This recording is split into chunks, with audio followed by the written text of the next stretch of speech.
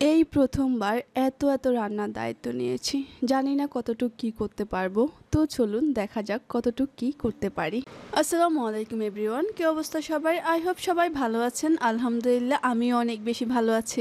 প্রায় ৩০ জনের রান্না আমি একাই করব। এখানে ফুফু হাঁস পরিষ্কার করতেছিল, আমাদের নিজেদের পালা হাঁসই মেহমানদের খাওয়াবো। যেহেতু সব রান্না আমি একাই দায়িত্ব নিয়েছি, তো সব রান্না তো আমাকে একাই করতে হবে, তাই আমি রাতেই 70% রান্না করে রাখতেছি, যেন সকালে আমার খুব বেশি কষ্ট না হয়, তাড়াহুড়া না হয়, মেহমানদের সাথে বসে যেন অনেক গল্প করতে পারি।